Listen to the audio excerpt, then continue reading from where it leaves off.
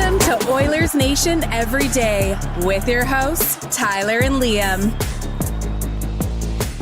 Ranking things I care about right now in order. 3, Oilers Habs tonight. 2, Blue Jays in the World Series. 1, Leonard Petrell jersey retirement. Let's get into it with the lead. I can't believe it. I can't believe our boy's going to see his number go to the rafters. Once an Oiler, always an Oiler. If you would have told an Oilers fan back in 2009 or whatever, hey, one day Leonard Petrell's getting his jersey retired, but you didn't specify where, that said Oilers fan probably would have gotten pretty excited. I remember when he cracked the squad for the sole reason of Gregor's like, there's a guy no one knows about who's going to make the team this year. And I'm like, trying to throw out names. And he's like, nope. I'm like, well, Gregor, who is he? He's like, Leonard Petrell. He's having such a good camp. He's going to make the squad guaranteed. And then he did. And then he left. Very rare player in the sense that he played more NHL games than American League games. Like, as soon as they started to send him back down, he was like, nah, I'm good. I'm going home. I'm going home. I'm going back to Helsinki. But anyways, welcome into Oilers Nation Everyday. We are back live, or I'm back live from the Sports Closet studio. Got a gift card to give away later in the show. Shout out to our friends at the Sports Closet, 3 locations in the Edmonton area, Kingsway, St. Albert Mall, Sherwood Park Mall. Show is also a presentation. Kingsway is downtown adjacent. Yeah, it counts. So it's basically I'll give you credit. You've been away. Yeah, I'm a little rusty on my ad reads. Bet365, whatever the moment, it's never ordinary at Bet365. Game Day Betting Challenge coming up later on in the first hour, and then we'll kick off our second hour of the program with Maxim Lapierre. Hello. Max. Former Hab, former Canuck, former Duck. Mm-hmm. Was he? Yeah, he was a Duck real briefly. He got traded at deadline. Where all the Canucks just went to Anaheim. Yeah. Special. Bieksa, Kessler, Lapierre. Brad Richards went the other way. Richardson, sorry. Oh. Not Brad Richards. My mistake. Brad Richardson, yeah, exactly. Game day today for the Edmonton Oilers, so obviously that's why Jay's here. Back on home ice, coming off a road. Let's do this. One word to describe the road trip, boys. Terrible. Disappointing. Yeah.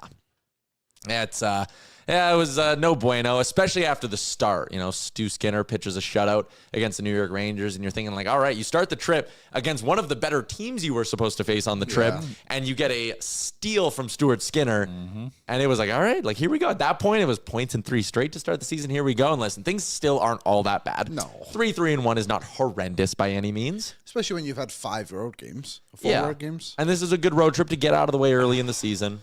Yeah, it still just sucks. Like they should have beat some of those teams, and they just laid an egg. Yeah, they should. I think, yes. And then they showed similar symptoms against Ottawa. We're good. Then started laying eggs, and then we're able to just kind of hold on and get it done in overtime. Thank you, Jake Wallman. Yeah, what a shot! That celebration is great. Almost took Olmark's head off with it. It almost, and again, being a goalie in the NHL, a very difficult thing to do. 100%. It kind of looked like Allmark got scared by it.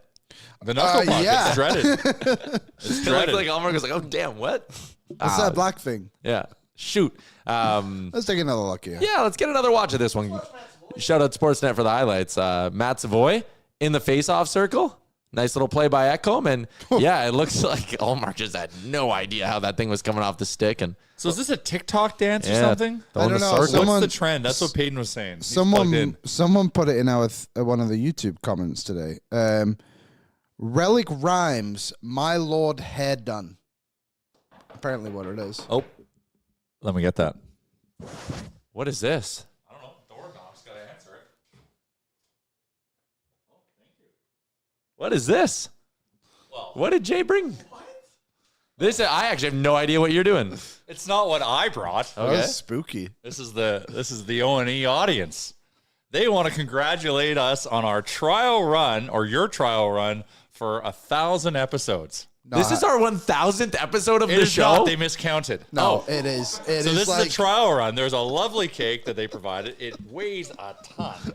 Who made this? So you know it's quality. It says Happy 1,000th O&E. So this is a practice warm-up.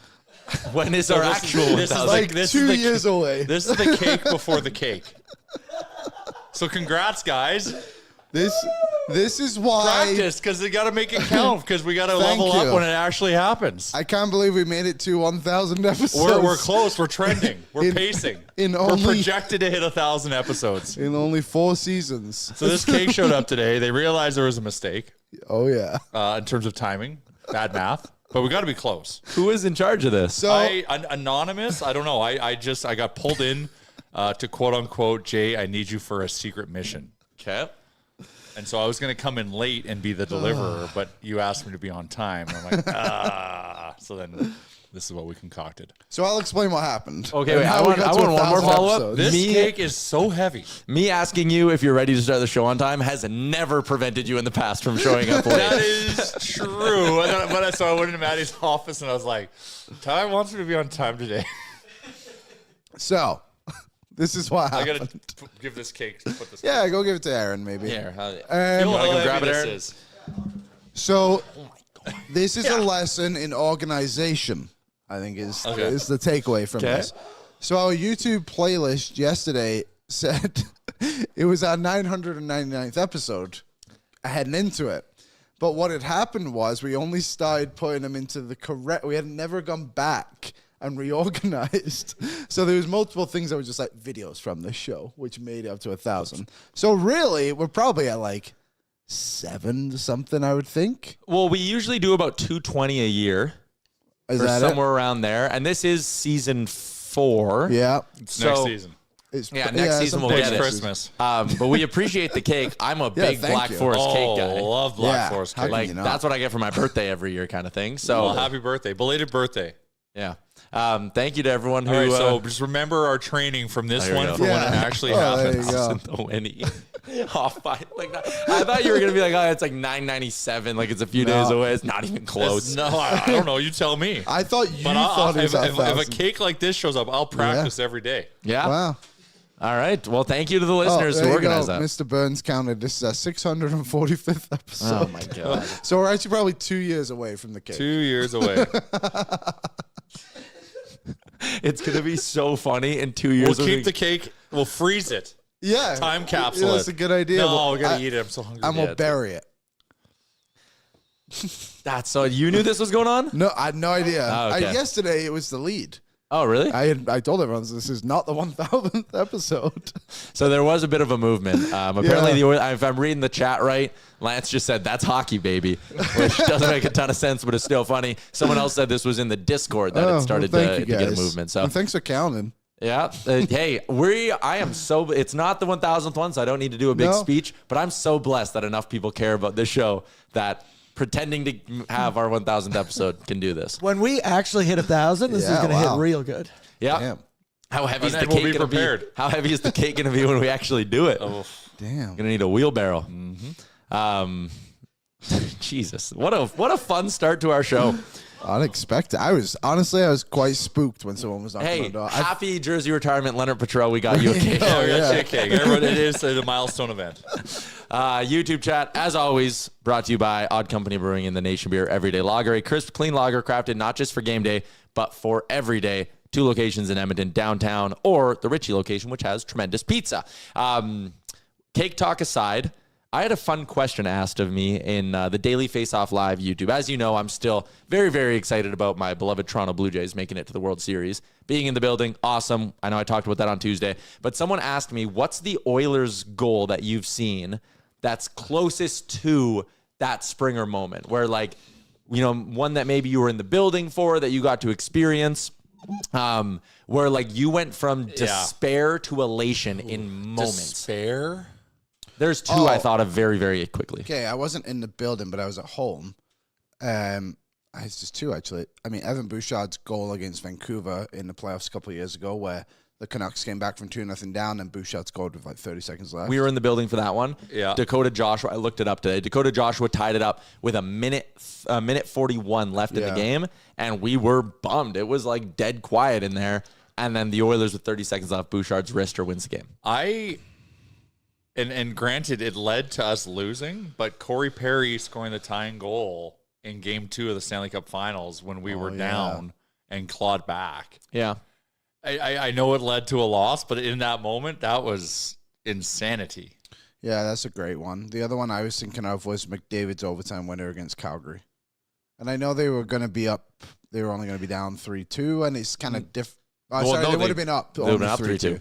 But Calgary put in a good effort. There was obviously the disallowed goal. It just kind of felt like they were pushing, and then so the other one for me, and I think it was in the elimination game, but we weren't like it wasn't we weren't in despair, but it just was such a powerful signal when McDavid walked Heiskanen. Oh, yeah. And scored, and that was the elimination game. That was game 6. That was just like, holy shit, we're doing this. Yeah. The other one that, again, if I was trying to just think of like the jump from being so bummed to so hyped, this last year against LA, the Evander Kane goal review, where like there's 10 minutes left in that hockey game, and I was in the crowd. The place was dead.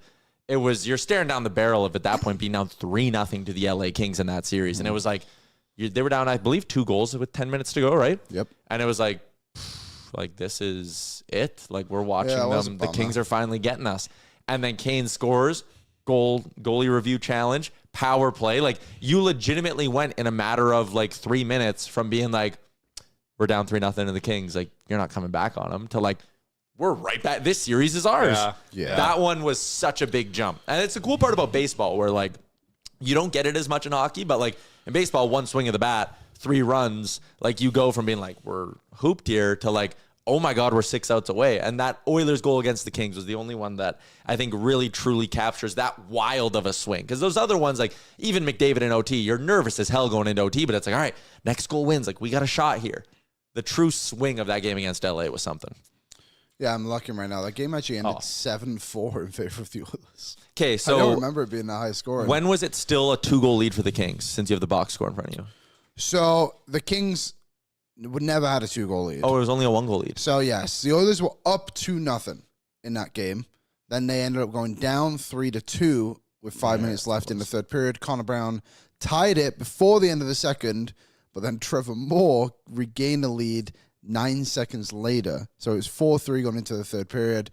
13-18, Evander Kane got his goal, which was obviously reviewed. 6:32 or 6:42 left in the game. And then 10 seconds later, Evan Bouchard scored on the power play. Yeah, so you went from being down late to up 1 in a matter of a couple of minutes. Zanuck said a really good one in there. The Pisani OT shorthanded 06. That one too, like you see your guy go to the box in a Stanley Cup final elimination game, and then all of a sudden, a minute later, you're celebrating a win in the series coming back to Edmonton. That one is pretty significant, too. I just realized, if Liam, work with me on this. Okay. That looks like a Dodgers hoodie, doesn't it? Yes, it kind of does, actually.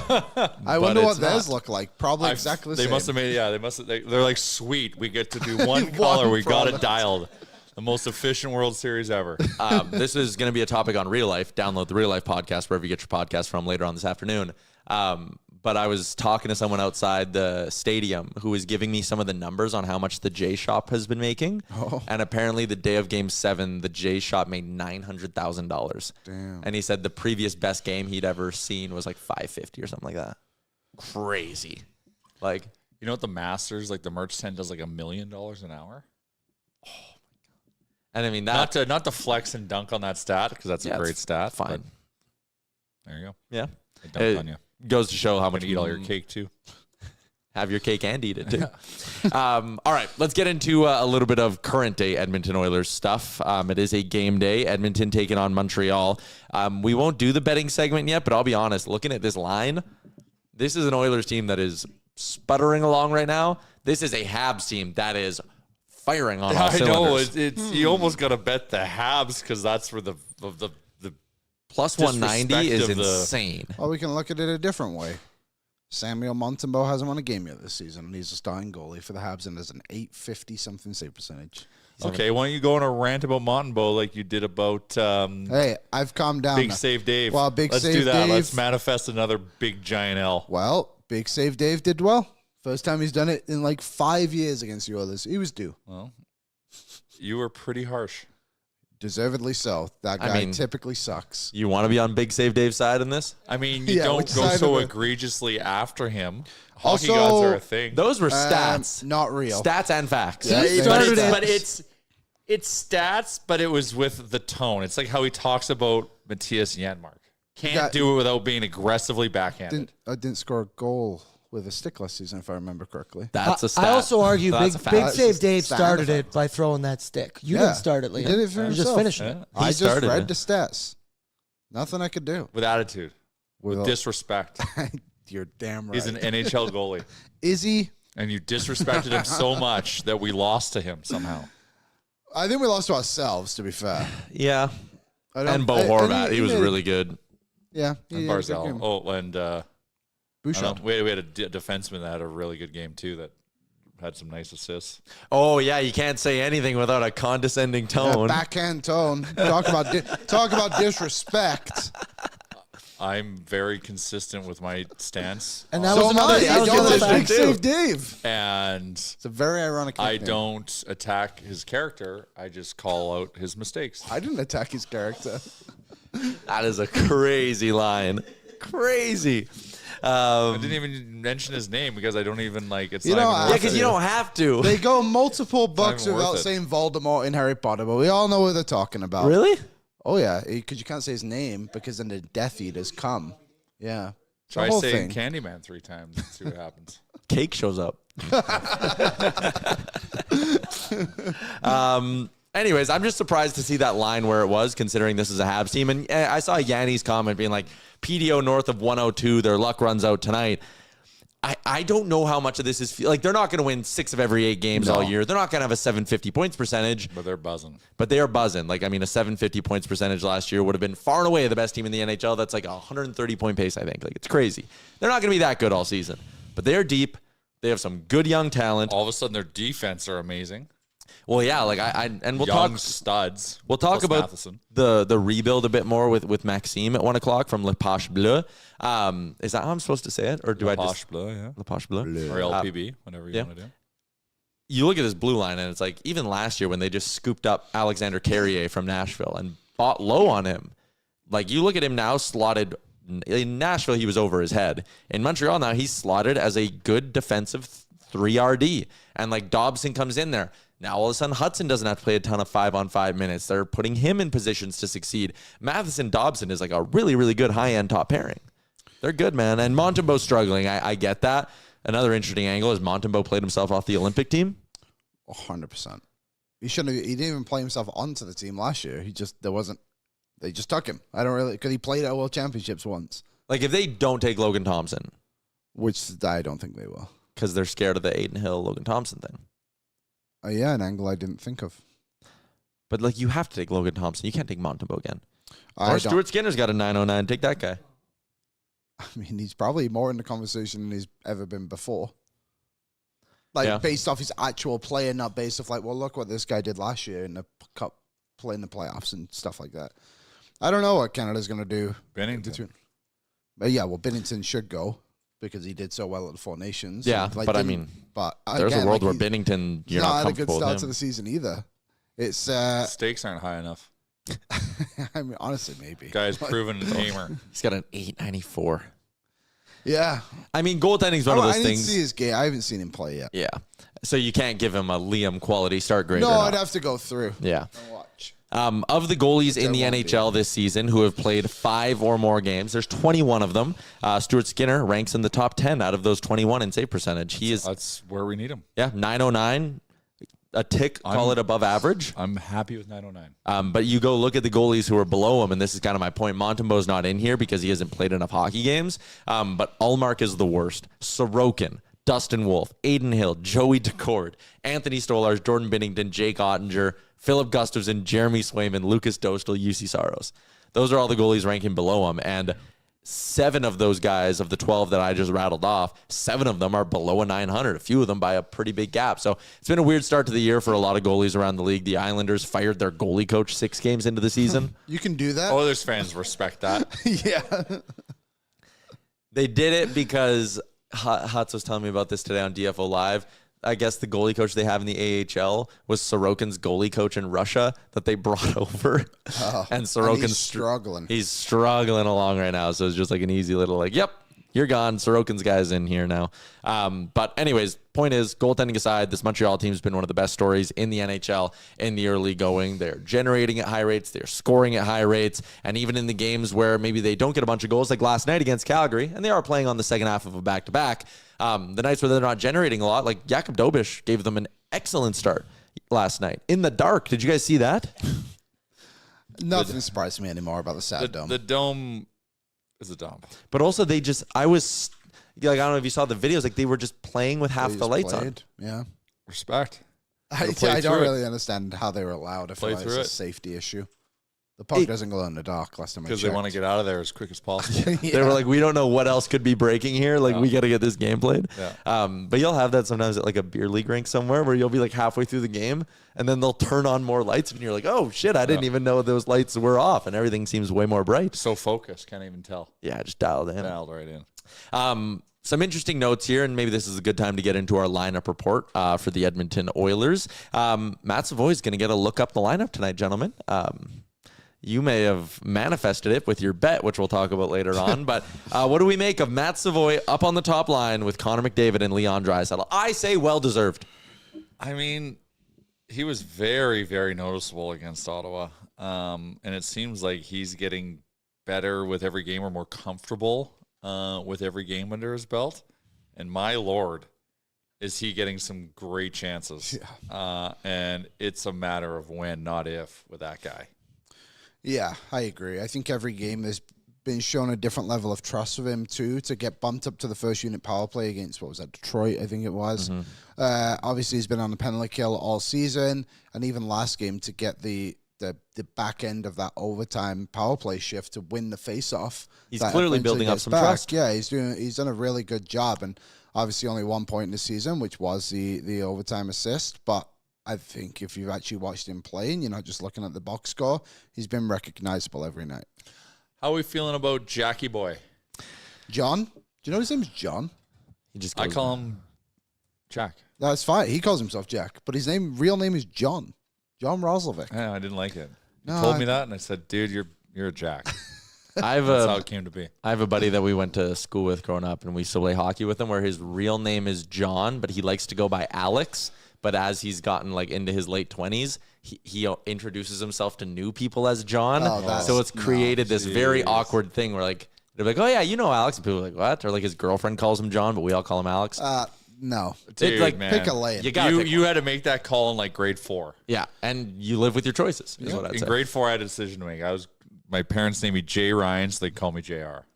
All my family calls me JR. A lot of your close friends still call you JR. Yes, because they're connected to the family. I never knew that. In grade 4, I made a decision. Am I going to be JR or J? And I went with J in grade 4. So then change my name. You put your name on the front of your desk. Yeah. I don't know if you still do that. I probably have a digital board there. I used to just draw it on there. Chat GPT it or something. Just draw it on there. And I went from grade 3, JR, grade 4, J, and never looked back. Family called, close friends, and all that. That's still fine. I still respond to it. But at least it's a similar name. Yeah. Do you regret it? There's a lot of nostalgia. Like I love going back to Saskatchewan and everyone's calling me JR. Like something just Makes it feel like home. Feels cool about it, but yeah. So to the John Jack Roslovic and the question at hand. JJ. Can we call him JJ? Sure. JJ Roslovic, yeah. That actually flows. Yeah, it is. How do we feel about him? He's been inconsistent. Mm-hmm. He has done very little to deter me from the initial take I was given, not the take I had, that he is just Jeff Skinner. I'm not ready to put anything too heavily on him. Doesn't do anything. Well, I mean, he drew a penalty in both games over the weekend. He's a penalty. He got the assist in the overtime winner. I think he's up to 2 assists now on the season. He moves much better than Jeff Skinner. The only forwards. Don't talk ill will about Johnny Boy over here. He didn't get an assist on the OT winner. Was he another one? Was that Nuge? That won the draw? He got kicked out of the draw. Did he? Yeah, he got kicked. Didn't he go to Roslovic and then to No, it went to Ekholm and then back to My Wallen. apologies. He was on the ice, +1. Do you know? It was on the power play. He doesn't get a plus for it. Shit. The only forwards are averaging more time on ice than him at 5 and 5 are McDavid and Draisaitl. I think he's been fine. I just don't have any expectations for him like right now. We talked to Rob Schremp about it yesterday, and he said he's like, when you come into a team like he did, what is it, Aaron? He said, he's like, his old coach told him, he's like, you need probably about 10 games to get really comfortable. Every with level, settling. every league, every new team he's on, he said 10 games is what's always been in my career. And So let's give him 10. And I'm not willing to write He's him at off. 5. No. I just wanted to check in. I'm not writing him off at all, obviously. I am just also a little bit of the mindset. I thought there would be maybe a few more steps forward here. Again, it's not been brutal. You're right. He's drawing penalties. He's doing some things. But like 5 games in, he's got himself 1 point. I thought there'd be a bit more there from Roslovic. How many goals have they scored? Since they brought him in those 5 games? So what, he started in the Rangers game. Yeah. That 2, was 2 4, goals. 7, 9, 12 goals in 5 games. I think there's more players to be concerned about on this team than Jack Roslovic right now. Trent Frederick, we have not seen since he scored the goal. But he scored a goal. He has scored a goal. He has as many points as Roslovic. Yeah. Jack Roslovic has 8 shots in 5 games. And if you not are bad. leading the team in 5v or third on the team in 5v5, I would like a little bit more, but One of those games Whatever. he didn't have any shots either, I suppose, too. So I was his about first 2 a game, game.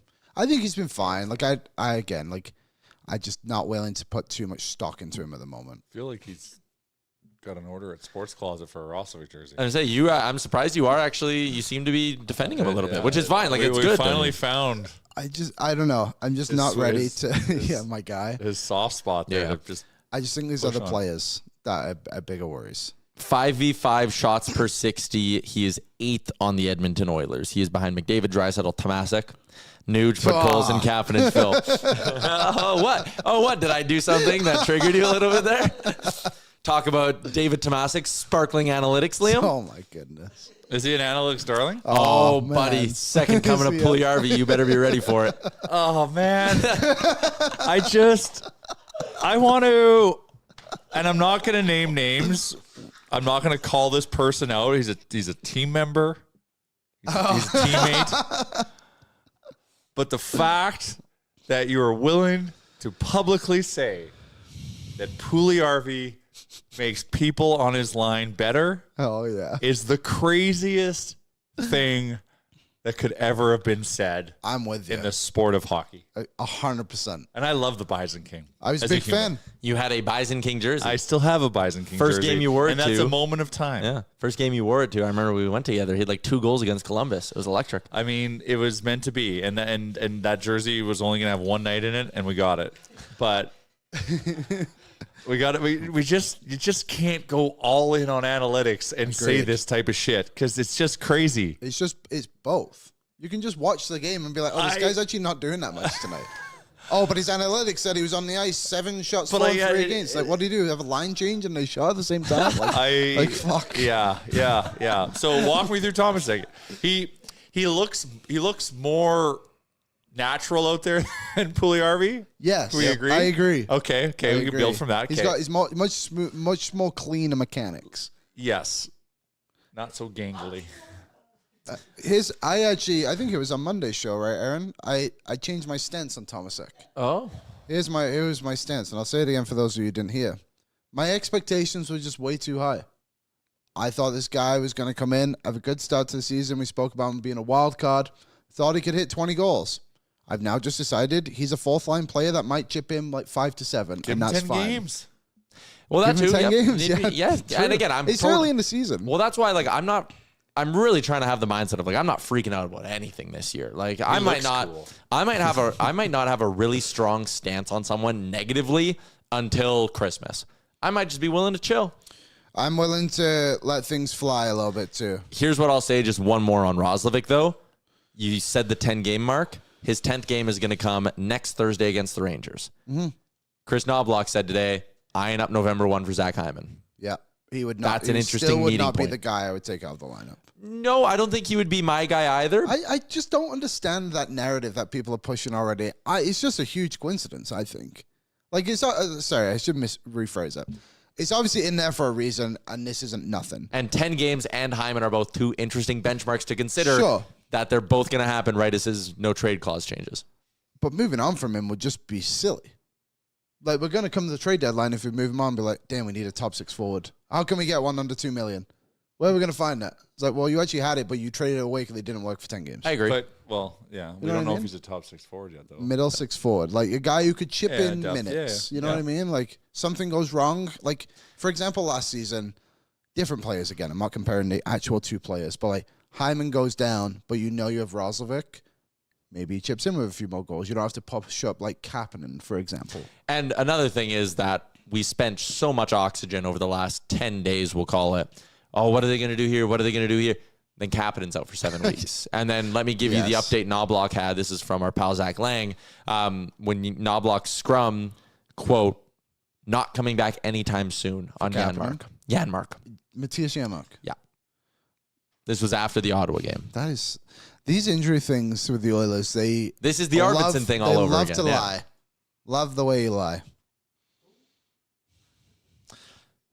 Thank you. Yeah, I don't know, man. There's a chance that, you need to keep guys like Janmark because I shouldn't say there's a chance. There's never a guarantee that everyone's healthy at the same time. No, I completely agree. How many teams in the NHL are ever 100% healthy at the same time? And you could argue the Oilers, up until really the bitter end of last season, had a great run of luck. For a couple of years. No one was getting hurt, and I think we maybe just got a little bit too used to that. Guys are always going to get banged up. So, yeah, I'm with you. Even if Roslovic isn't taking solid steps forward by next Thursday, by Game 10, I think another thing to cut him a break on is he joined the Oilers. They immediately went on the road, which you could maybe say like, he hasn't played at home. But like, he's not comfortable here yet. He hasn't played home games. They haven't put him in good matchups. Like, there's so many reasons to think that like he's got better hockey in him. So I'm not all that worried. Let's give him a home game, but just one, and then go on the road again. Yeah, on the road for 2. How fired up are we for Vancouver this weekend? I'm excited. Yeah. I'm very excited. I love Vancouver. It's a beautiful city. Yeah. Fans. Yeah, I can live without. Yeah, but that's fine. I'm with my pack. Saturday, that is an 8 p.m. Edmonton puck drop. 7 p.m. Vancouver. 7 p.m. Vancouver. Doing our watch party. Are we telling people where it is? No, because it's a private event. Oh, private event. So only for our Nation Vacation. Yeah, because it's a small venue, and they're opening it up just for the vacation. What's their TV situation like? 6 o'clock first pitch, which will be 5 o'clock first pitch. They have multiple TVs. I'd assume they'll have like a big giant screen projector, which game would be on, and then probably the other TVs they can. Okay, I just wanted to really, because like I'll be there for I might be putting in a shift at this function. It's gonna be a long night. Well, I'll do pregame. Deal. No takesies, backsies. Yeah, because then you can watch the game. Yeah, I know. And then when it's done. Yeah, I appreciate that. Oh, and then I'll do postgame. Yeah. Oh, you don't. Someone else can do it. I don't know. I'm sure I'll be in great shape. Exactly. Okay, let's finish up our lineup report from tonight with Savoy going up to play with Connor and Leon. Nuge is going to center a second line that has Mangiapane and Roslovic. I get a little bit of the sense with Mangiapane, and I know we bring this up a lot. I think I'm going to say the same thing, but go ahead. Like the Ennis line that he told us from years ago, where like it is hard to adjust playing with Connor and Leon. Mangiapane looks like he gets the puck when he's out there with Connor and Leon, and the only thing in his brain is, how can I get this puck back to Connor? Same about Colson. Yeah. But Colson is forcing so many. You got to keep him away from him. He always looking for dry or whatever. I'm like, dude, what are you doing? And I think like Freddie maybe had it a little bit too, because they move him off and bang, he goes and like shows off some speed and scores. I think it's very difficult to find a guy, as dumb as it might sound, who's smart enough to play. Like honestly, maybe. that's not bad. No, but it's just a different style. Like Zach should be teaching how to play with them. Bringing up some tips, yeah. Just like this is just what you do. This is what they're looking for from you, so you focus on that. And if you got a clear lane, they want you to carry the puck. Yeah, because then they're gonna go somewhere open. Give them a chance. Or just go stand by the goddamn post, and they'll find you. Yes. And then go and chase pucks out of the corners. Like I get it. I'd probably have an aneurysm on the ice trying to like compute what the hell I'm seeing and being like, shit. I've got a minor example. I played in an alumni game, and Smitty was on my line. Oh. And well, all you want is to assist a Smitty goal. All I want to do is pass to Smitty, and Smitty's a gamer. He's playing hard, and I'm podcolsoning him passes because I'm like, I got to give it to Smitty. That's my guy. And I felt like such a fucking idiot. And he's probably like, why is this guy throwing grenades at me? Okay. Anyways, the other thing with Savoy he was always the guy. Like, he knows how to be the guy, so he probably knows how to play with the guy. To play with the guy, you got to be the guy. Yeah, Mangiapane was, and like, what was he, a 6th-round pick? He was never the guy. But he's a sniper, so once again. But he played with elite skill, but obviously not as elite as these two. In Calgary, when he had 35 goals, he played with Backlund and Coleman. Just be a trigger man. So here's a fun fact. Aaron told me this fun fact. When he was playing with McDavid and Draisaitl, he did not have a shot.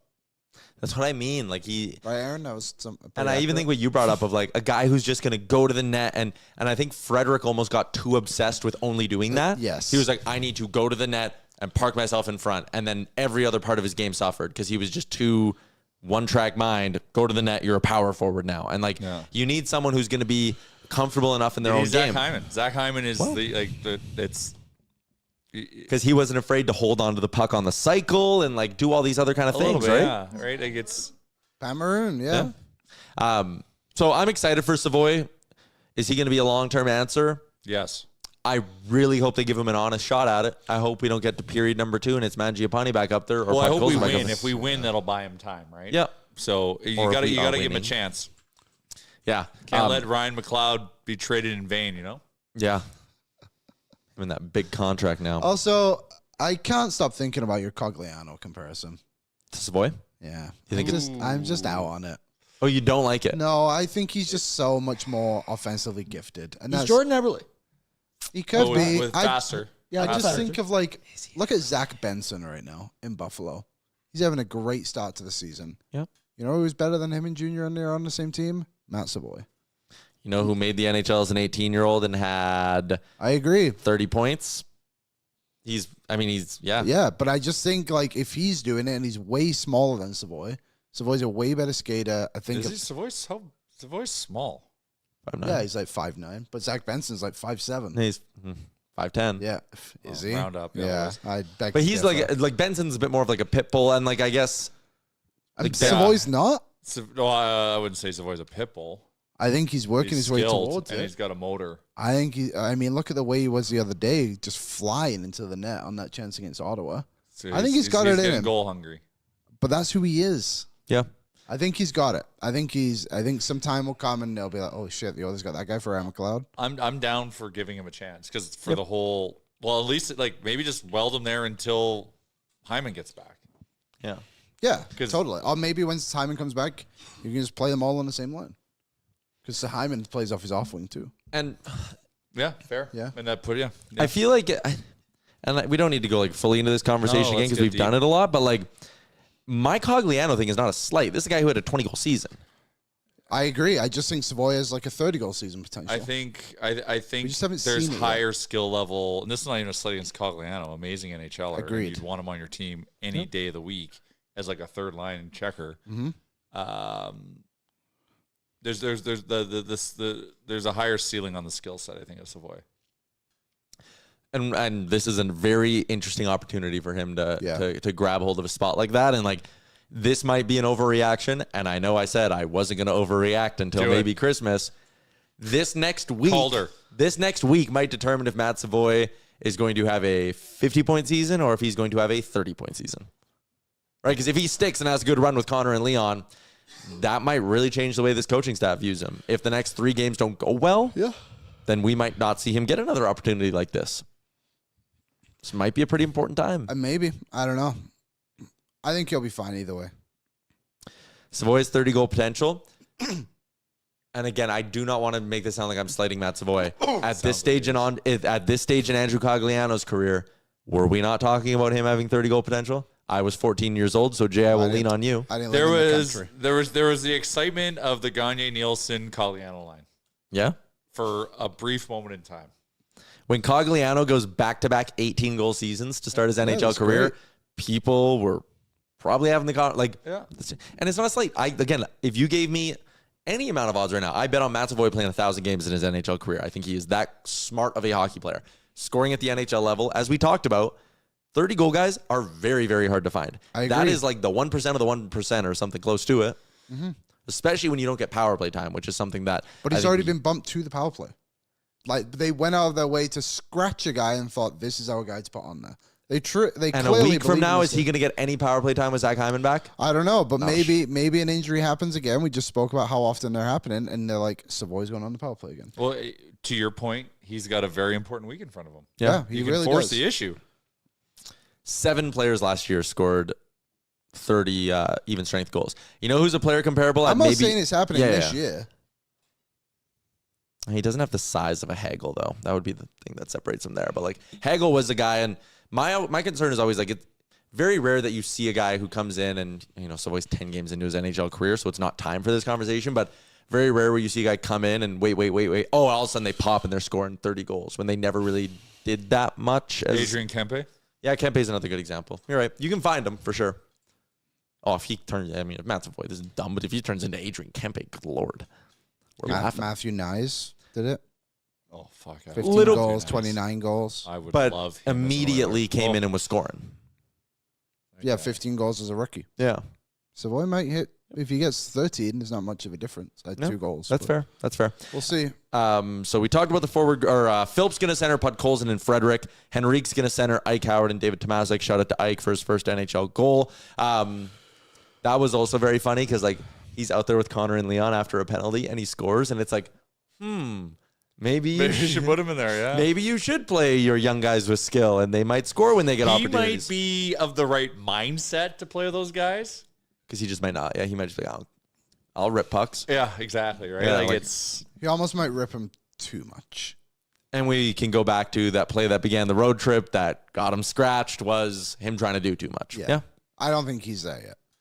But he can just be the ripper. But I think Ripping you pucks, can't bud. just be the... If Connor you and can't Leon... just be the ripper. Yeah. If Connor and Leon were Connor separate... and Leon, sure. Last on team, that's a I good think board. they deserve the puck a bit too. 97 more. shooter. One day. D pairings really quick. Ekholm, Bush, Nurse, Wallman, Kulak, Emerson. Darnell Nurse needs to figure it out. Yeah, That's old about Daryl. all I want to talk about with the blue line. That pairing had 10 blocks combined last game, Nurse and Woman. That's Encouraging. Yeah. Encouraging. That is good. I think Did you think about that in your betting? I almost did. I'm not gonna lie. I had a screenshot clipped and ready to email to Aaron. I changed my mind. I was working on a shot prop. I'm like, oh my God, this plays plus 1,400. And then I bet it. And then I was like, oh, shoot, this is points. Oh. So do you have like Wallman getting 3 points I tonight? had Leon 4 points, Connor 2, and Bush 2. And it was plus like 1,400. I'm like, sweet. So last game, Wallman had 4, Thankfully Nurse I had can cash it 6. If you bet Wallman and Nurse to each go 4+ tonight, plus 2,600. Oh, let's do that as a squad ride. Yeah? Yeah. Oh, I was going to say, we usually don't dabble in those areas. Boardsy's bankroll is known to get into a good block shot. Yeah. Well, you know what? On that note, boys, let's get into it then. For our friends at Bet365, download the app today. Use the promo code NATION. Whatever the moment, it's never ordinary. At Bet365 Game Day Betting Challenge time. Liam made a spreadsheet. Did you hit your bet last game? I sure did, Jay. Oh, I had moved into first place. And that was plus 400? no, it was only plus like 250. I think. You Still love win. spreadsheets. Who doesn't love a good spreadsheet? Hey, man, I'm in. You got your codes in there, and it's beautiful. All right, so Look at that. Yeah, Look who at can see that? I can zoom it in for you. Yeah, Okay. need that like by a factor of 9 There we go. million. So this is just going to keep our stats for us, and I'll go month to month. I'm currently up 1.6 units. okay, we got I'm all in of his first bets place. there. Tyler's -1, and then Jay minus 4 units. Yeah, it's okay. So I'm 4. So there you go. There's a quick look at gotta our get you a stats better for photo. the season. Have you seen him grab photos? Hey, I was way better than last year's for Jay. It was. What did you use the other day when you put out the show post that Dubnik and Tremp were our guests? You used like Dubnik's headshot from Junior, From his time with the Arizona Coyotes. and Tremp, I think you did the Islander. That's all that Google had. All right. The Stuart Skinner quality start meter. He's got a faux hog. That's going. him Michael. from like the Southside Athletic Club. No, that was his rookie year. That Oh was my a draft God. picture. Wow. Okay, let's get to our picks for today, boys. This is me. Bush 3 shots, McDavid 3 shots. Hand up. You can call me a bad Oilers fan if you want to. I'm nervous about them getting the win tonight. I have zero interest in laying them at minus 220 to win tonight. That's the only reason. So I'm just going shots. Shots, shots, shots, shots, shots, shots, shots, shots, shots, shots, shots, everybody. And not everybody, just Bush and McDavid, 3+ each, plus 155 on the payout. Is it me?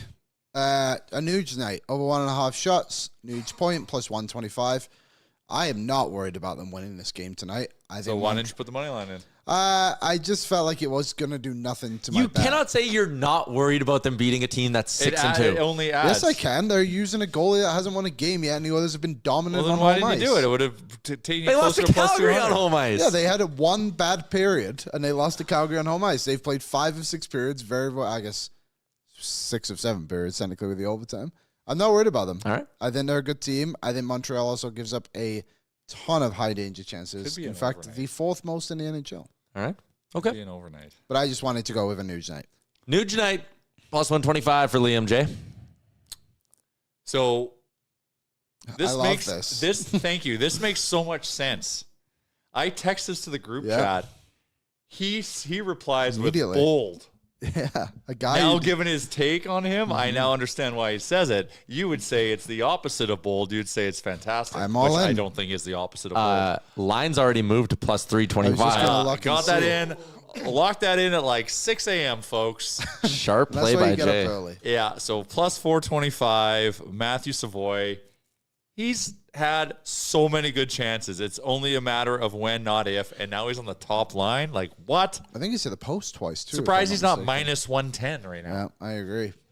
Would deserve that. Minus 110. I mean, it is that. It's almost that certain. You must be worried about getting a spray tan because of that bet. No, because even if you hit that today, I still think you're behind me. Well, it would be, it'd no, be if dependent you- on mine, no, but it would be dependent I on need you to yours, yeah. lose. yeah. It's a big swing. How big was yours, sorry? 2 something? No, plus 155. Wait, I'm positive units on the year, right? No. Oh. You're 1 and 3. Liam, you're up 1. I'm minus 1. Yeah, you're Yeah. right. Oh, Okay. yeah, buddy. Yeah, This so Jay is- could pass You're me going there. to the spray tan lane Stop the here. count. Massavoy plus 132 to get a point tonight, by the way. I just wants to dabble that. I could go heavier on that too. Okay. I don't mind that. Anything else on the betting front that we need to discuss today? The block shot parlay we're doing. 4 and 4. Yeah, do I have my phone? I have my Yeah. phone. We're going to squad right So that. we're I'll going do Wallman, Nurse, 3 each, 4 each. 4 each. I mean, that's what they do. He's a wall man. That is true. Nurse has gotten his last 4 games. And are we brave enough to 6, 2, sprinkle it 5, in with the money 6. line? Nah. Why are you so worried about the money line? I don't like the price. Okay, that's all I'm you're a worried sharp. about. I'm a sharp. So you're not saying the others are going to lose. hell does You're that just mean? worried about the number. You think it should be closer. I'm also worried they're going to lose.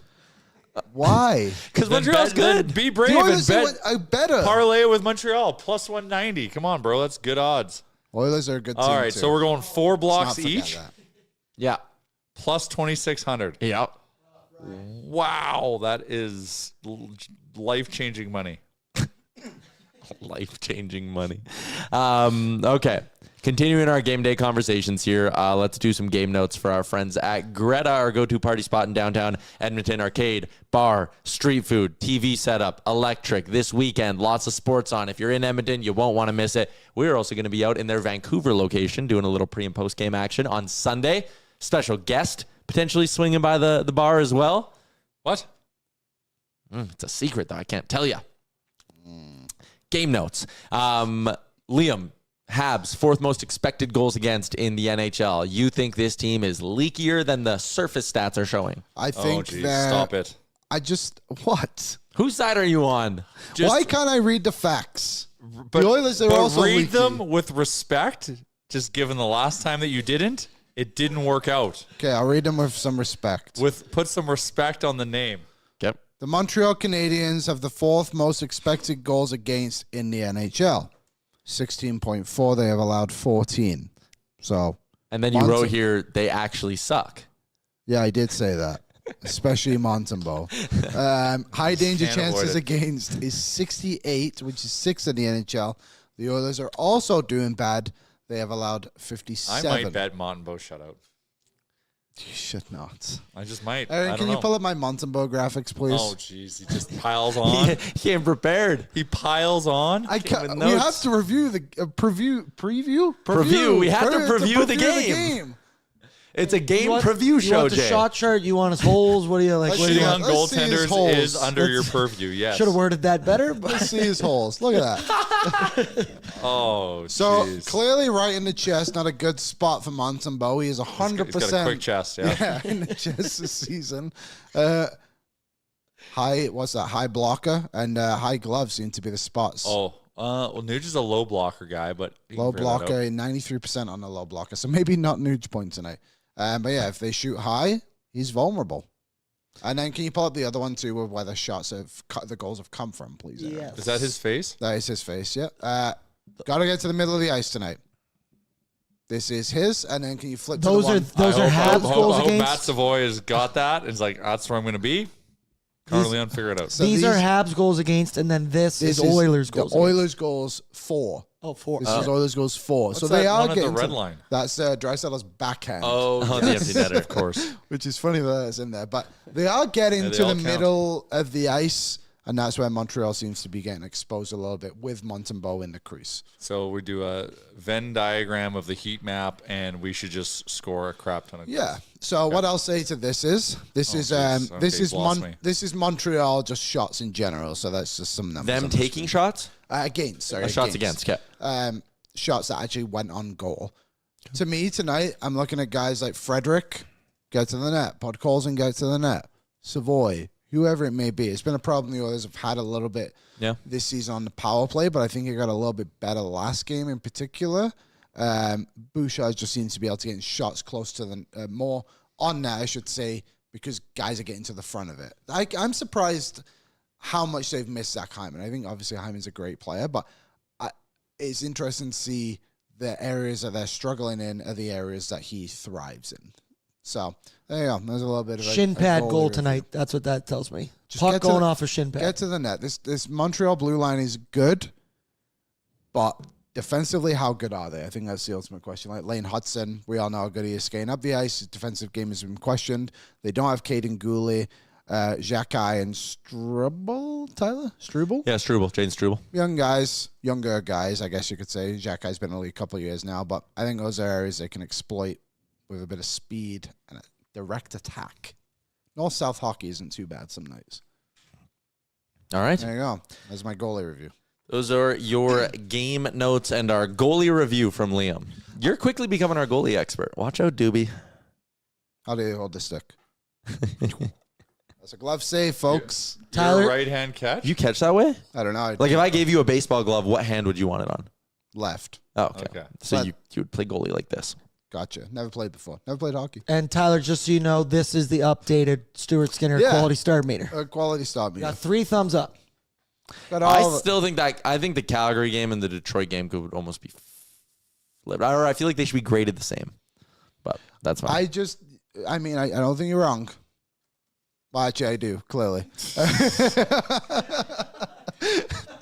Again, I think we talked about it anyway. It's just that goal against Calgary lost them the game. The goal against Detroit didn't technically lose them the game, but it didn't help them win either. I also had one other thing on Matthew Savoy I wanted people to show because I wasn't sure what you were going to say when you put in there, talk about handling Howard and Savoy. Did you want to go off that quickly? Yes, but just quickly, Aaron, I emailed you the facts for the Sports Closet giveaway. I realized I didn't put them in here yet. Oh. So while you get that ready, Liam will talk a little bit more Savoy, let's then do we'll that. give away the gift card. Yeah. Okay, so obviously there's always the conversation of like how much rookies should play. And I'm on the side of like, let these guys, give them a couple of games to let them ease into it. So I went back and I looked at this season and this time last season, so from the start of the season to October 23rd, and just went from, let me explain this, 1 minute of Savoy's ice time up, so I think it was like 13-16, so it went to 14-16 to 1 minute below, to see the players who were in there and see what teams they were on and see how many games they were playing, where, and the players from last season, where they ended up going. Bit of a complicated one, but once you see it, I'll be able to explain it, Aaron, whenever you want to throw it up. But the point is, a lot of the guys, there isn't many teams on there that are like legit cup contenders That are playing kids. that are playing kids. The only one really this season that's like particularly close is Toronto with Easton Cowan, but he's only played like 3 or 4 games, what it ended up being. But a lot of the guys who were playing this time last year ended up going down. So the point, and then other guys who were playing these minutes ended up elevating quite a bit. but Demidov is only playing a minute more of time on ice than Savoy is this season. 5-on-5 are all strengths. All strengths. That's really interesting to me, and I want to now, while you keep talking, I want to pull up his 5-on-5 numbers. He has like 6 points in 7 games. He's doing really, really well. He's a very, very talented player. Yeah, he was the number one guy. Like, for example, this time last year, the one player that was notable to me, and he's not on the list because his time was like a minute 15 higher than Savoy, but Marco Kasper. He'd only played 2 games at this point last season, and he ended up, people were talking about him, like, he might get some Calder votes. Yeah, and he's a second-line center on the Detroit Red Wings. So Savoy the point for Calder, yeah. Well, the point is, like, give these guys a chance to breathe, and play in the NHL a little bit. And hurry them, push them, and like people are talking about like whip them. So Howard needs to be so high up the lineup. It's like, well, if you listen to Knobloch the other day, he's like they've been very happy with his progression. They want to give him a bit more power play time, but he's obviously on the second unit. But they want to use him more, but they want to ease it into it a little bit too. And now that these guys all keep getting injured, he's probably staying in the NHL for quite a while. Yeah. So I think everyone should pump the brakes a little bit on Savoy and Howard. Order your Savoy jersey today. I know I just said he's going to be a 30-goal guy. Didn't mean this season. One day in his life. Maybe this season. I hope so. That would really help my narrative. Can I just quickly give you Matt Savoy 5-on-5 time on ice per game, 11:01. Ivan Demidov 5-on-5 time on ice per game, 11:07. There you go. It's interesting. And I agree with you. I think there is something to Knobloch's method of like, let's not go crazy early on in the season and play these guys. Like the grind to play an 82 in the NHL, and I do think that is their goal for Matt Savoy. He's not going to see Bakersfield this year. If the goal is all 82 in the playoffs, watch that pitch count a little bit, to use a baseball term. All right. So, the one thing, you're right. There was only 3 players last season that played within a minute of either side of Savoy that finished the season in the NHL. Connor Geeky, Maki Samoskevich, who didn't touch a playoff game. No. 4. I don't know how to say this guy's name, though. Russian guy, got traded to Boston from Minnesota. Look it up in your own time. Kuznetsov. Bingo. Yeah. And Will Smith. Okay. Who wants to win $25 to our friends at the Sports Closet? Both of you ineligible. All of you in the YouTube chat, absolutely eligible unless you've already won once this year. Here's how the game works. It is a player who played for both Edmonton and Montreal. I'm going to give you 3 clues. The first 3 people to guess it right in the YouTube chat get put into the prize wheel. Whoever wins the prize wheel gets $25 to Sports Closet to spend on some sporting goods. Apparel, I should say. Here we go, Aaron. Clue number 1. Remember, played for both Edmonton and Montreal. I am a defenseman who last played in the league in 2013. That is your first clue, so you know it's a D-man. You know they were playing in the league in 2013. Played for both Edmonton and Montreal. Can I guess? Sure. Really? Oh, what? Sure, No, guess. you can't give away the answer. No. I'll put it in the sheet. Yeah, sure. Put it in the sheet. Clue number 2. I also played for the Calgary Flames between playing with the Oilers and the Habs. I don't want to guess anymore. A defenseman, played for Edmonton, played for Montreal. It's not Sean Bell. No, stopped playing in 2013. Was also with the Flames in the middle there. Oh, boy. Last one I got for you. I was a first-round pick in the 1992 NHL draft. Oh, I got it. Can I say it? Well, no one's gotten it. Oh, one person's got it in the chat. Yeah, it was the draft pick that did it. Yeah, OJ Gaze, Andrew, and you got to get Matt. Roman Hamrlik. Roman Hamrlik is your answer. Drafted in the first round in 1992 by the Tampa Bay Lightning. Found his way to Edmonton in the Paul Comrie trade, which is part of the Mark Messier trade tree. No. It is. Yeah. So he was traded from the Lightning to Edmonton with Paul Comrie. Oilers sent out Jason Bonsignor, Brian Marchment, and Steve Kelly. A couple of notable Oilers draft busts in there. Then the Oilers traded him to the Islanders for Brewer, Winchester, and Josh Green. Josh Green. And that was the last time he was ever traded in his career. Only ever signed as a free agent or was claimed on waivers after that. So there you go. Roman Hamrlik. Aaron, you got the wheel? Yes, I do. All right. $25 to Sports Closet on the line. Our 3 finalists are locked in. Spin that wheel. Could be anyone. Could be OJ Gaze. Well done, OJ. Email me, OJ, Tyler at Oilersnation.com, and I will get you in touch with our good friends at the Sports Closet. You got yourself $25 to buy some new swag. There you go. Get that Savoy jersey. Don't get your Savoy jersey. All right. Good game day. Tell Max I say hello. We will tell Max you say Tell hello. him I'm going to come visit him soon. Okay. All right. Who wouldn't love a fun trip to Montreal? Okay. What? Oh, okay, sure. It's one thing more eliminated from ours. Yeah, I'll put my globe a little bit higher, I suppose. they're milking us dry up here in the upstairs studio. You should see the downstairs studio. Oh, I did. I don't know where this budget came from. No, our mic stands are held together with Literal tape. with literal duct tape. Anyways, is our guest here? All right, let's go. It's Star Mechanical Guest Line, Edmonton's #1 plumbing and heating company. You can find out more by visiting them online at starmechanical.ca. They've been in the Edmonton area for more than 20 years, and they're one of Edmonton's largest locally owned and operated plumbing and heating companies. Star Mechanical, residential, commercial, 24/7 emergency service. They do it all. They do it well. As we welcome in a man who is a colleague of ours here at the Nation Network, Maxim Lapierre, also a former NHLer, so very qualified to be speaking with us today. Max, how you doing? I'm doing great. Great yourself, guys. We're great. We are great. Yeah. The Oilers are back on home ice after a long Eastern road trip to start the year, but these trips must suck for you in the Eastern time zone. These are late starts for you out there. Yeah, it's always tough. Hey, guys, before we start, good timing. Someone wants to say hi to you right here. We got our friend George Larac wanted to say hello.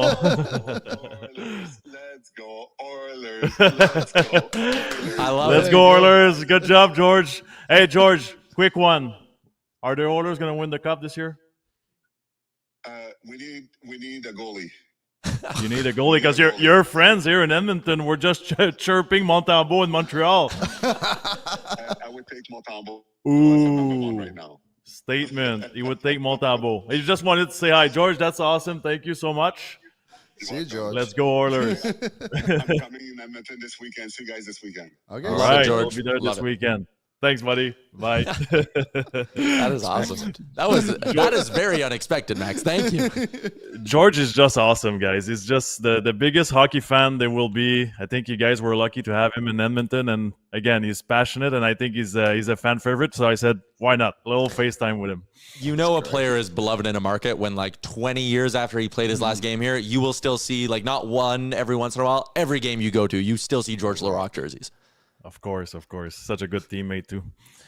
Let's talk a little bit about this Montreal Canadiens team. I think one of the better stories in the NHL, a 6-2 start to the year, and a lot of it is the usual suspects. Cole Caulfield, nasty, clutch goals. Lane Hutson's been good. But have there been some underlying positive surprises that have been fueling this team? There's no surprises, but I think we're playing a little better than we thought we would play because we always forget that we're the youngest team in the NHL right now, and I feel like some sequence during the games we're playing like a veteran team, but we see signs that we need to be a little more mature because the last few games we play so well in the first period, we don't play as well in the second, then we play a good half of the third period, and you can see that we're a young team, but I think that the other teams are surprised with our speed right now, with our transition game. I think we have a lot of skills.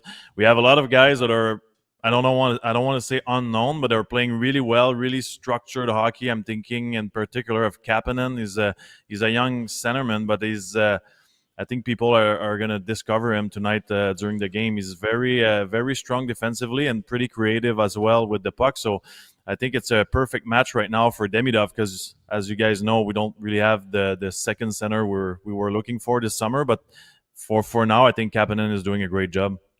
I wanted to ask you about Montembeault. Obviously, you heard us talking about him before. Not the greatest start to the season statistically, but just to let you know, I hate the save percentage stat. I just don't think it builds like a good narrative around goalies because sometimes the team just plays terrible in front of them and they can only face the shots that they face. But how has he actually been so far this season in these 4 games?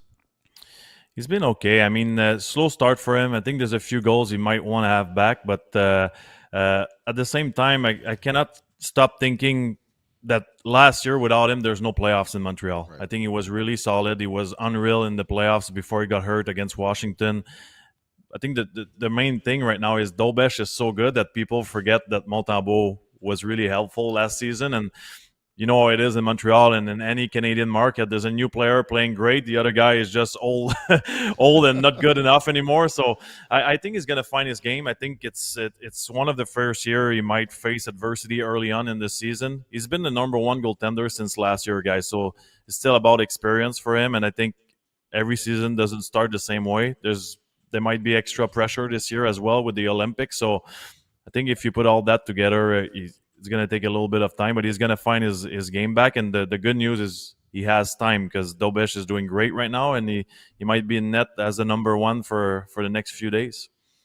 Expectations last year when Ivan Demidov came over were sky high. I mean, that frenzy at the airport when he was arriving was like insane. And like, it can be hard for a guy to, when the fan base and media is all just saying like future superstar, like that's a lot to live up to. But he's been looking good again early on this season. He got the cup of coffee last year. What's the ceiling here? Like, are you one of those people who thinks this is a guy who can one day get 100 points in a season? 100%. I think he's so good. And right now, I was listening to you guys. His ice time is a little limited. I think we need to give him the first power play at one point. I think he needs to be surrounded with veteran players at one point during the season. But guys, he's spectacular. And I played in a 3-on-3 tournament this summer with all NHL players, which Chris Letang, David Perron, all the Quebec guys, and they all had the same speech. They see him as a future Kucherov. They say he's that skilled. They say he's that smart on the ice. They say he's that strong on his skates. I mean, you know how it is if we have a Kucherov in Montreal, it's going to be pretty intense for him, and it's going to be spectacular with the core players we have right now. Because let's not forget the old core is young, and they're all signed long term. So I think we're going somewhere pretty soon, guys. Let me just jump in quickly, and this is going to be a bit of a long-winded question, but it ties in nicely to what you were just saying. And like, it's easy to forget that it was only like 4 or 5 years ago this franchise went to a cup final with the Carey Prices and the Shea Webbers and that core, and now all of a sudden you blink and it's like they are already the next team up, that next young up-and-coming group who a lot of people think are going to mature into a perennial Stanley Cup contender, not like a one-and-done. They've lapped other teams who have been rebuilding in the NHL. San Jose, Anaheim, those other front offices. Yep. What has this group with Hughes and Gordon, what have they done so well? What's something that other organizations are going to look back on in a year or two and be like, man, we need to copy what Montreal did in this area? Like, what's allowed this rebuild to just go super hyperdrive and pass everyone else? I think it's the contracts, guys. Like you look at the salaries for our first center, for Caulfield, for Slafkovsky, for Hudson. I think everyone left a little bit of money on the table, and it's not everyone that's ready to make that sacrifice. You guys have won your captain in Edmonton, obviously, but it's special to see maybe 6, 7, 8 guys doing it. And I think if we go back in time when Colorado won the Stanley Cup, they had the chance to surround McKinnon and Makar because McKinnon's salary was at 7 or something like that. It was pretty low for a superstar player. So I think you need to accept to leave some money on the table if you want to have good teammates. And this is what they're doing well right now. I think this is why they're going to be good for a long time. And the other thing as well is they kept some veterans that were important to the team and had the good habits on the ice. You think of Brendan Gallagher last year, David Savard. Like you had type of players that are good. They're good examples and they play the right way. I think you don't want to go get a guy that is 40 years old but had a good career and now he's not skating anymore. You want people that are still active and they still play well, but they take care of the kids, and that's what they've done. And again, this year you got Madison. They went and got Carrier last season to replace Savard. So I feel like they're proactive. I think they're doing a good job, but they also have a vision. And when Gorton and Hughes arrived in Montreal, the first thing they said, we want to be a transition team. We want to have speed. This is exactly what it is right now. Big splash this summer too from that staff, bringing in Noah Dobson. How has he settled into life in Montreal? He's doing great, guys. Honestly, I was expecting a guy that was a little more on the offensive side of the game, but he's so good defensively. He's so tall. He skates well. He's got a good stick, and it's a perfect pair for with Madison right now. The guys, we're talking about the transition game, but it's also about on the other side of the ice. They're so quick to repair a mistake or to close the gap or to put some pressure in the defensive zone. They accept their roles as well. It's not easy for a guy like Madison or Dobson not to be on the first power play. Like you arrive on a team, you just sign a long-term deal, you're the most paid defenseman, and they tell you, you're not on the first power play. That's you got to be a good teammate to accept it, and I think this is what's going to work right now. It's the people accept their roles. It was well explained to them, and seems like we have a perfect team chemistry. let's maybe try to take this in a different angle then, because I mean everything is so overwhelmingly positive. But they're not going to win 6 of every 8 games all season. If you had to pick a flaw for this Habs team, what's the flaw? What's the one area where they're deficient? I think I don't like the center line. I think like me, if Suzuki gets hurt or something happened and he's missing some games, we're kind of in trouble. We need some depth at center. Guys are playing well though. Like I mentioned, Kapanen, Evans is always playing sound hockey. Villano, when he's in the lineup, plays well. We're still waiting for Kirby Dach, guys. Like, I mean, at one point, I know he had some injuries and all that, but he's gonna have to make the decision to be an NHL player and have an impact at one point, because you can use injuries as an excuse for so long. I think it's goal time for him, but we need a sentiment, that's for sure. I think we're fine in net. I know I know you guys were talking about Montembeault, but I'm pretty confident he's gonna be good like he was last year. If not, we have Dobesh, who is phenomenal right now. I like our decor right now. Like, I feel like we have one of the best decor in the NHL at the moment. We're fast, we're skating well, we have skills, and I think there's a few players that are underrated, like Struble and Carrier are sound defensively. They hit, they're physical, they clean the front of the net, and they do their little jobs the right way. And I strongly believe this defense core can win a Stanley Cup at one point. It is hilarious to hear us talk about Montembeault's struggles, because the Oilers have been looking for a number 1 goalie for a long time. And like Montembeault, Dobish, and then you have Fowler coming up, who's regarded as one of the best goalies not playing in the NHL right now. Like, there's going to get to a point in Montreal, probably in the next 12 to 18 months, where that front office is going to have to cut one of those 3 guys loose.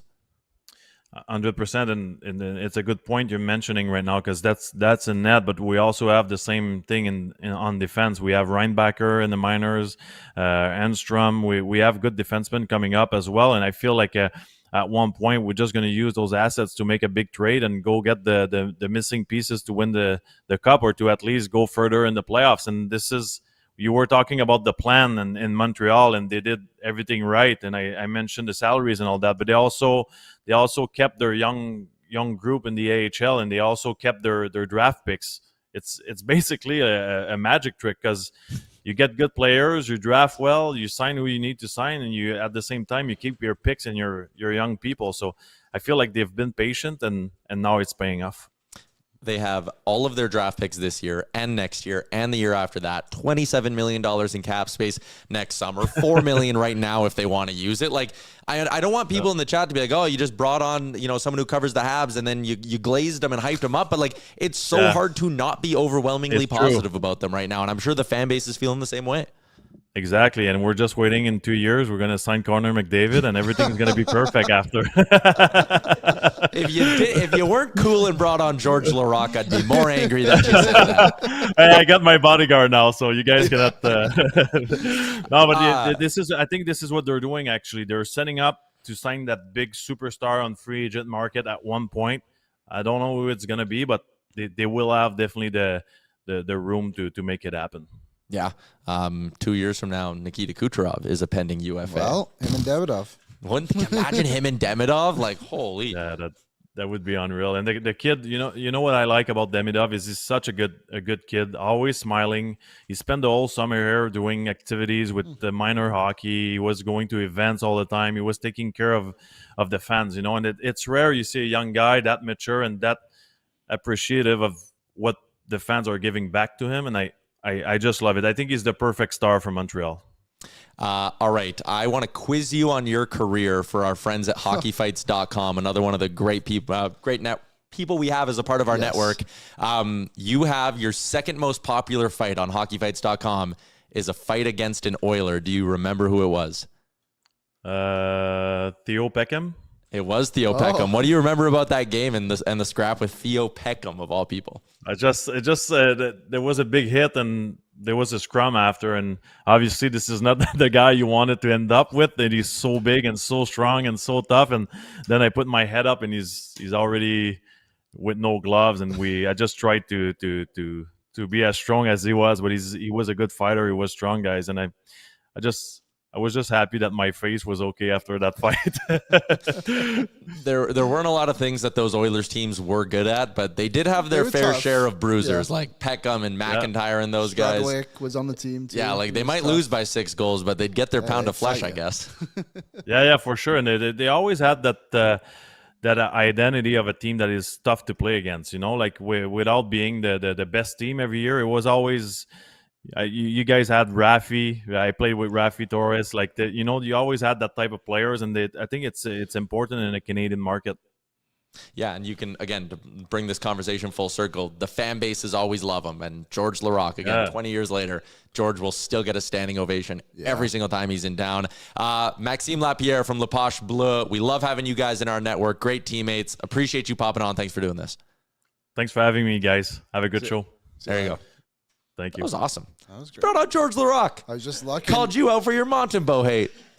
So just facts. Sorry, Maxie. I know you're still there. That was great, though. And, I mean, again, you can see why the optimism is so high in Montreal. I was just looking at the play, and it's a bit confusing of the big hit he was talking about. Who laid it? I think he laid it. Oh, the clip doesn't start early enough. No, it definitely does. Oh, it does? Oh, yeah. But it's clearly Nugent Hopkins that gets hit. Ooh, yeah, he But as the play, I guess he's already pushed out of it. Okay, I thought he was in the middle of it. This would have been Nugent's rookie season, if I'm not mistaken. Is this not the game where Nuge fought Keith Ballard? Or was that later? Nuge eventually fought Keith Ballard for his, one of his few fights in the league. Oh, I don't know. I don't remember. Well, this was October 1st, so not too far. This must have been one of the first games of the season. This couldn't have been. Oh, this was a preseason game. This is a preseason game. Peckham received double minor for roughing. And I don't even know how to say that guy's name. Got a charging call. So it wasn't Lapierre that laid the hit. It was that guy. Victor Oreskowicz. Yeah, that guy. Also, Interesting. too, I don't know about Montembeault. We'll see what he does tonight. He's had a bad start to the season. It hasn't been not as good as he was last year. Yeah. Hey, time for our yearly. I feel like this is an exciting time. This is how you know the hockey season is in full swing. Okay, what do we got? Mark Stone's on LTIR. Welcome back, everybody. Welcome back, Mark. There should be like an LTIR Twitter account that does a big thing. Welcome back, Mark Stone. He's playing hockey for too long. You got to get that guy on LTIR. Just waiting for Jack Hughes to get injured for the rest of the season. Don't say that because my Jack Hughes 40-plus goals bet is looking unbelievable right now. Yep, it always does. Until January. It's end of November, man. Look at whoever the Devils are playing on the 27th. Jack Hughes is blowing out his shoulder in that game. Aaron, since you got a little bit of time here, right? Oh, yeah. Could you pull up our futures graphic? I'm Yeah, curious oh, to yeah. see where we're kind of at. We're Yeah, a few weeks into the season now. I don't mind weeks. that. I don't mind that at all. One of mine was Dylan Gunther to get 40 goals. He's been slow in the goal scoring department, though, hasn't he? Yes, ish. He has 4 this season in 7 games. So it's not been too bad. So no, he's actually good. He's actually been doing okay. I have my notifications turned on for him because I also have him in points. But I have Matt Coronado to get 30. He's been okay. But our team's struggling almost too much to not score goals right now. Yeah. I feel like eventually they're gonna get going a little bit. That Calgary team isn't bad enough to be the last team in the NHL. Okay. So Aaron, we'll go through Aaron's first. McDavid, forgot about 40-plus that. goals. He just needs to go on a heater. I'm not willing. I'm saying that's trending neutral right now because he'll get going. Slightly thumb lean down slightly on that one. Brady Tkachuk. Tkachuk, you're in trouble. Yeah, that's a tough one. Sorry, Yeah. Aaron. That one's probably not happening for you. And I liked the bet, too. That was maybe the one of yours I liked the most. You Googled that one, right? Yeah. That was one that was like... It was this is on what we're all the futures bets. Tage Thompson only has 1 goal on the year. Yep. Kind of I like milk, boys. I like milk. And Matthew Nyes has 2 goals in 7 games. But again, that change. Yeah. He scores a hat trick at some point in the next week, and his pace is fine. So Okay, Eli- McDavid and Nyes are middles, and Tkachuk and Thompson are downs right now. And for Eli, we've got the 40 goals for Caulfield. Looking Caulfield good. is 5 in 8 games. Dylan Holloway over 22.5 goals. He has 1. Not good, Eli. Draisaitl most power play points. He's probably up there right now. Yeah, I'll check that one while you Hudson. Lane Hudson over 65.5 points. He currently has 6 in 8 games on pace for that one. Ty, I'll look at yours right here for you. Jack Eichel over... Draisaitl is 36th. Wow. Eichel has 6 goals. Eichel has 6 goals. That's pretty good. I have Eichel points, which is 100 points. He has 16 in 7 games right now. He might get 120. He's cooking. Anaheim to finish 4th in the Pacific. The only reason I might not like this one as much anymore is because the LA Kings are not very good. And I don't know what the Canucks are going to be like right away here, but Oh, well, it's already happening. Yeah. Remember we were talking over the summer being like they are 1 injury away from Teddy Bluger being their second line center. who's their second line center? Max Sazon. Who? I don't even know how to say that guy's name. Sazon. Their third line center, you ask? Atu Rattun. Ratu. So just He to, was the second line center. Yeah. to quickly go to mine, Eichel over 30.5 goals, trending. Big thumbs up. Hughes, big thumbs up. Anaheim on pace for 90. Demidov also on pace for that. Hell yeah. Hey, We're good for you, cooking. man. Good for you. Hey, man, go fuck yourself. Toronto currently out of a playoff spot. But also Detroit is currently in a playoff spot, and we all know that's not going to. But the thing for you too, Liam, like if considering Kachuk is in all likelihood not going to get there, if Gunther scores 40 goals, Aaron cannot beat you. Miner's so middle of the pack, plus 100, That's why he minus needed 110. one big one. Yeah, like if Kachuk doesn't get there, the best case scenario for Aaron is he finishes up 2.3 units. Ooh, Anaheim. I'm not trying to win this. I'm now No. just trying not to lose. Yeah, That's how I so feel. right now, if we had to power rank him, I think it goes I'm 1, Liam's 2, Eli's 3, Aaron's 4. Anaheim. I've got a Dylan Holloway voodoo doll at home, and I'm just stabbing the shit out of it every night. And that's, well, that's the other thing, too. Like, I mean, I could be very hooped as well if Jack Hughes blows out his shoulder in a week. So I would say right now, 3 of my 4 are currently on pace to hit. Because Anaheim is currently in the 4th in the division. So I'm going to take, where did my voice go? That's good. I like the futures draft. That was a good idea. Thank you. Okay. Before we wrap up the show, let's do a little What's Trending for our friends at Oodle Noodle. Take advantage of the value menu deal today, which allows you to add 2 green onion cakes, 5 spring rolls, or 6 wontons to your order for just $2. Any location in the Edmonton area. Takeout only. OodleNoodle.ca to get your order in. Lance, are we having a watch party for the Jays Saturday? Lance, are you coming to Vancouver? Because we are. Yeah, we are, but it's only for people who come on our trip with us. It's a little exclusive, Lance. Is there a Jays watch party tomorrow? At my house, but you can't come. We got an early flight, so Oh, we do. Oh, yeah, we do. Brutal. Shit. that's not going to stop either of us. Tyler. Yeah, no, I'll still have a couple beers and watch the Jays. But anyways, what's trending? Bo Bichette, while we're on the topic of baseball, says he's going to play. Yeah. And today, he was seen at the Blue Jays Stadium taking ground balls at second base, a position he has never played before. Oh, interesting. So- Why would he go there? What's less movement? So the idea is that, I mean, he's a natural shortstop. Yeah. Jimenez has been giving them elite defense at short. You probably don't want to put a guy who hasn't played in a while at shortstop, a very important position, and Bo's defense is average usually. Okay. So if you want to keep Jimenez there, the natural fit for a player coming off an injury is DH. George.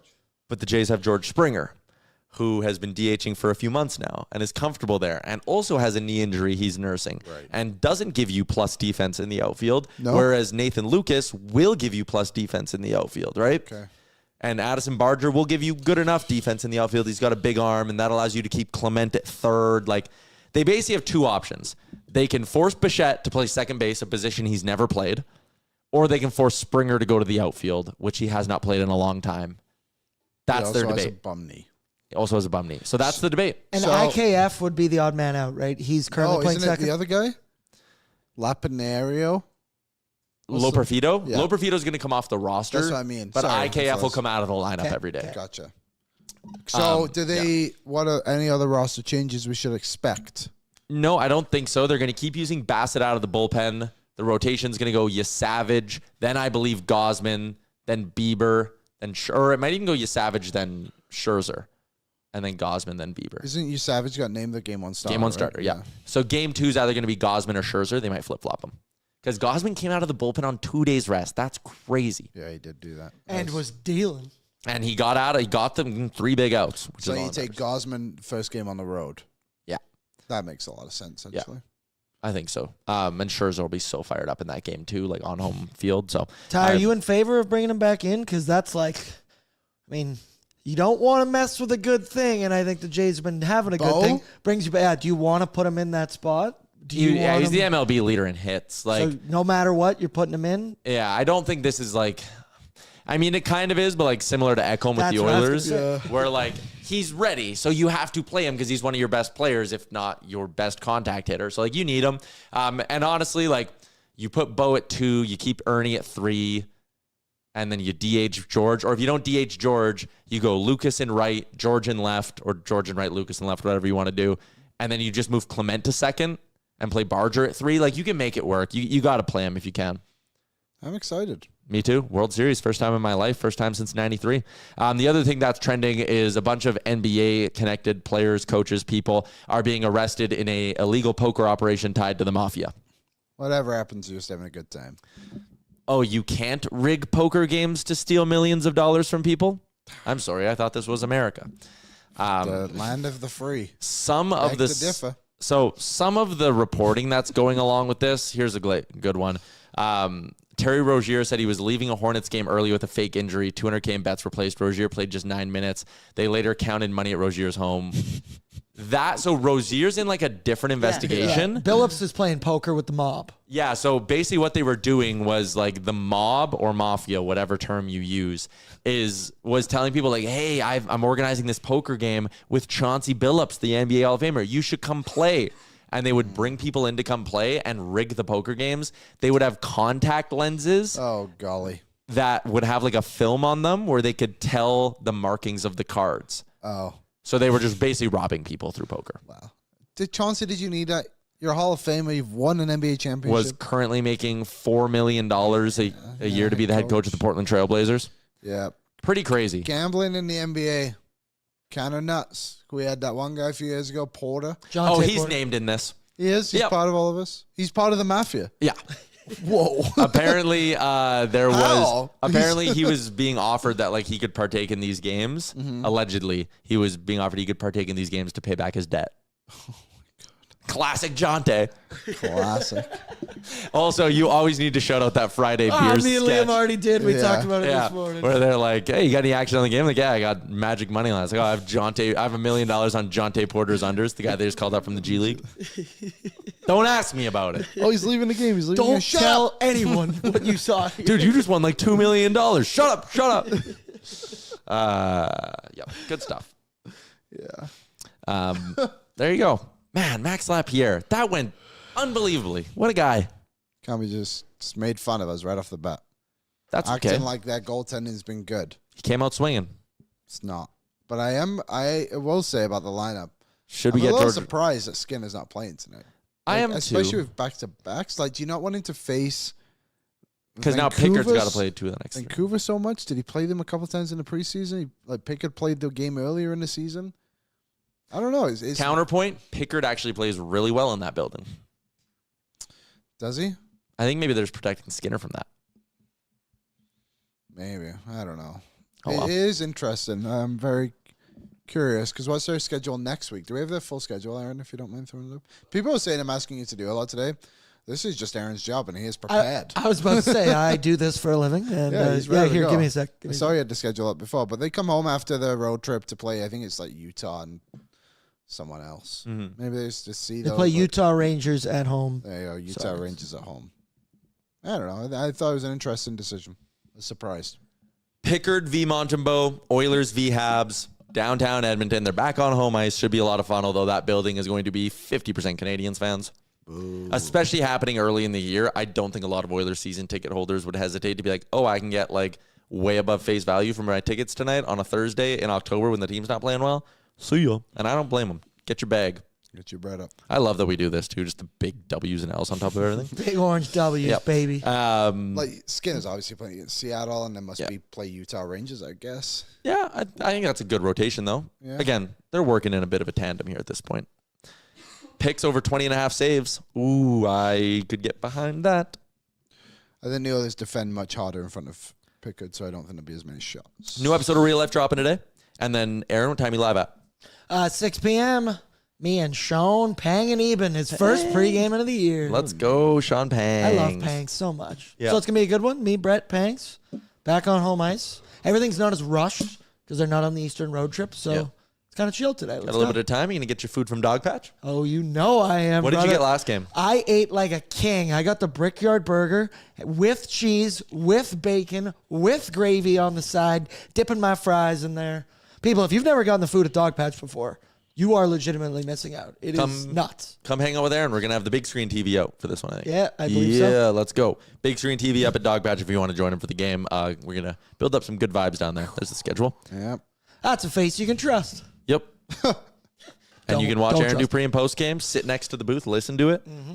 Come on. You buy me beers? Live studio entertainment or live studio audience. Okay, that is a wrap on today's edition of the show. Everybody in the YouTube, great. Felt good to be back in my chair for at least a day or two, and then we're back out on the road. But excited for the nation vacation in Vancouver this weekend as well. Game day, pre and post game. Giddy up. That's a wrap. Have a good Thursday, everybody, and we'll chat tomorrow. Oil up. What's up, Nation citizens? If you enjoyed today's episode of Oilers Nation Everyday, make sure you hit the subscribe button here on our YouTube to not miss any of our content. We got you covered from interviews, insight, analysis, everything you need to stay up to date on everything around the team. Hit that subscribe button so you don't miss a video.